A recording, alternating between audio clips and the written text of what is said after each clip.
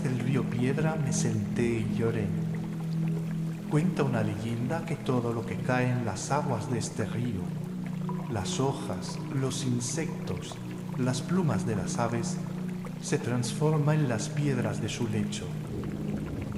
Ah, si pudiera arrancarme el corazón del pecho y tirarlo a la corriente, así no habría más dolor, ni nostalgia, ni recuerdos.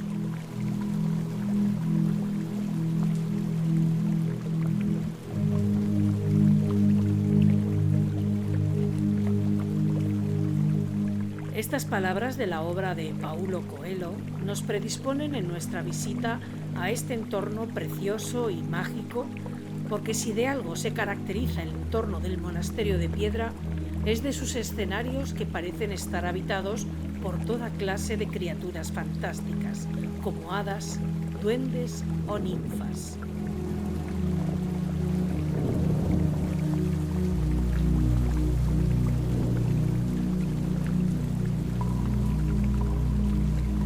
Del libro El monasterio de Piedra, su historia, valles, cascada y grutas y leyendas monásticas, escrito por Leandro Jornet a finales del siglo XIX, hemos seleccionado 3 leyendas vinculadas a los primeros pobladores del monasterio y que suceden en diferentes lugares de este maravilloso entorno.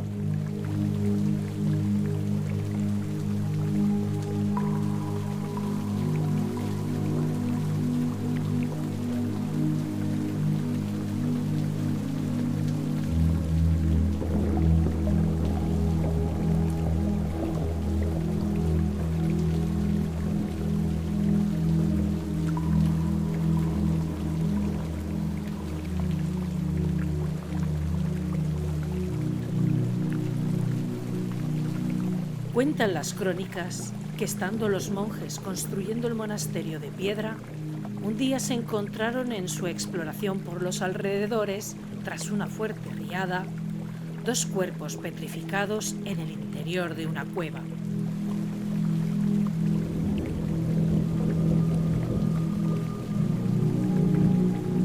Un viejo anacoreta que vivía en una ermita haciendo penitencia les narró la leyenda que explicaba semejante hallazgo.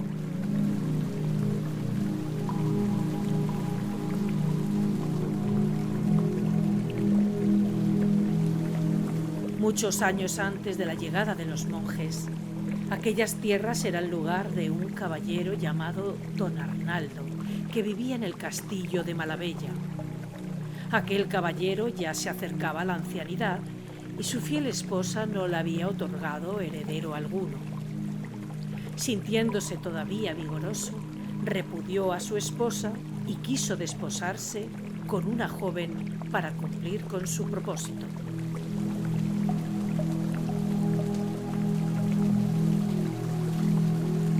Despechada por tal gesto, doña Mencía, su esposa, partió del castillo y dicen que su vieja nodriza pronunció extrañas frases que algunos entendieron como una maldición contra don Arnaldo.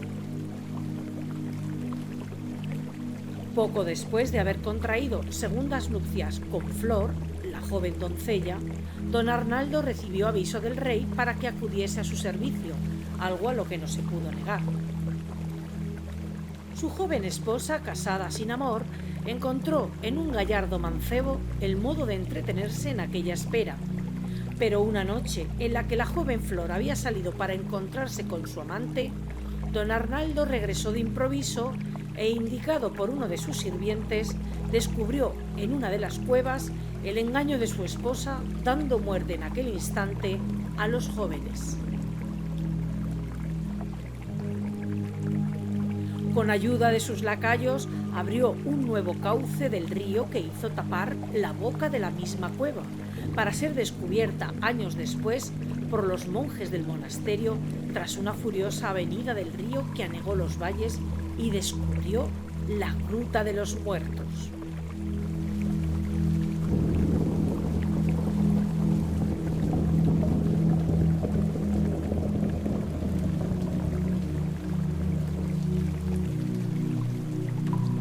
Una noche de vientos huracanados y fuertes tormentas, un monje se encontraba en su celda meditando y rezando. para que Dios libre de todo mal a los pobres caminantes, pidió antes de rezar un Padre Nuestro.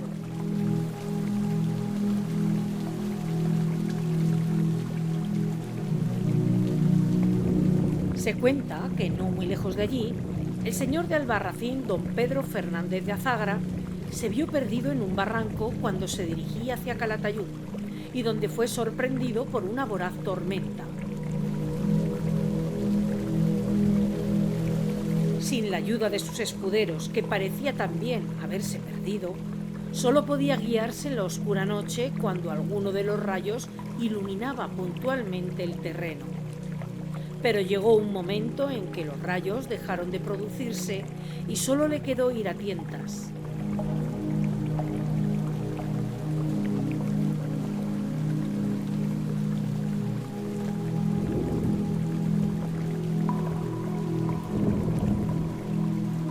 Cuando menos esperanzas le quedaban, escuchó el tañido de una campana que convocaba a maitines. El caballero, suponiendo que estaba cerca de un poblado, se dirigió hacia donde había creído oír las campanadas. Y de repente se detuvo su corcel y no hubo manera alguna de que diera un paso más. Como la campana ya se había dejado de oír y la oscuridad era total, don Pedro se quedó sentado en el suelo húmedo a esperar el alba, pero vencido por el sueño y la fatiga, se adormeció sobre una roca.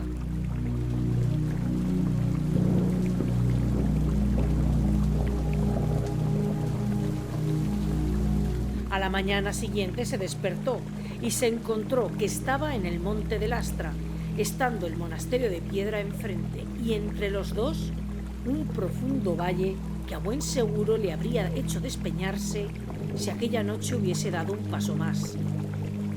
La oración del monje había sido escuchada y ayudó a don Pedro a salvar su vida en aquella tormentosa noche.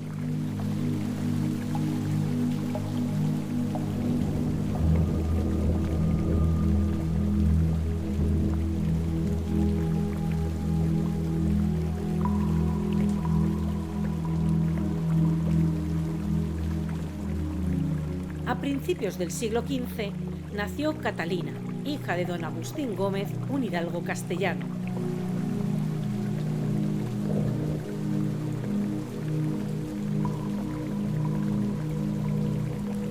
Cuando Catalina cumplió los 17 años, quisieron desposarla, pero era ella un prodigio de agudeza e ingenio, discurriendo las cuestiones más difíciles como varón más versado en las ciencias teológicas de aquel tiempo, y por tanto era lógico que ella rechazara someterse jamás a la voluntad de un hombre, pues sus aficiones la llevaban al estudio y a la meditación.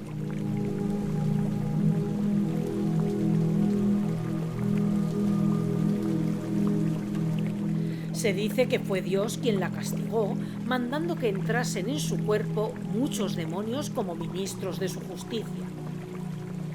Catalina derrochaba locura en sus palabras y sus acciones, y sus padres desconsolados buscaron solución encontrándola únicamente entre los muros del monasterio de Piedra.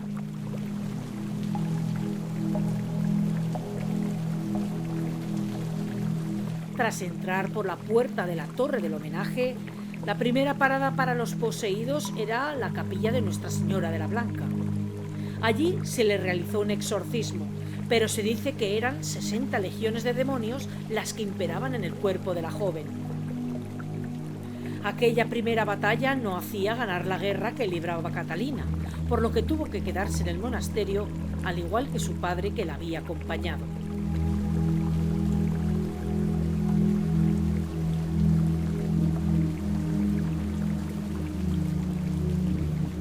Aquella noche, una gran tormenta se desató sobre el monasterio. Todos los demonios habían acudido a plantar cara a los monjes que pretendían arrebatarles a la joven, haciendo desprender del monte de la Lastra una enorme roca conocida después como la Peña del Diablo.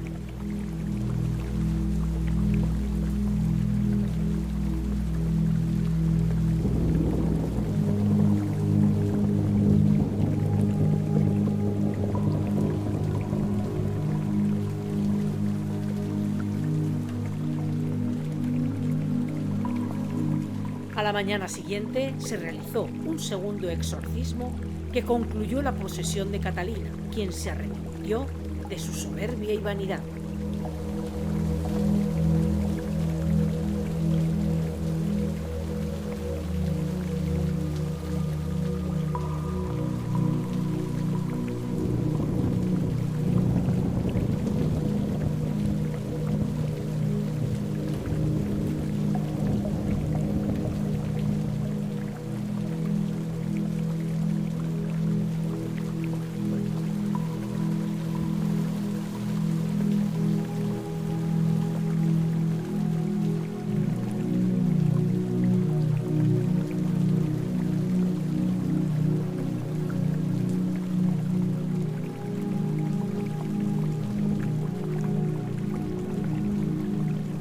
Bien, espero que hayáis disfrutado de estas historias y sobre todo de las maravillosas imágenes que nos regala el río Piedra a su paso por este lugar. Nosotros nos vemos en otro lugar mágico de Aragón. Hasta pronto.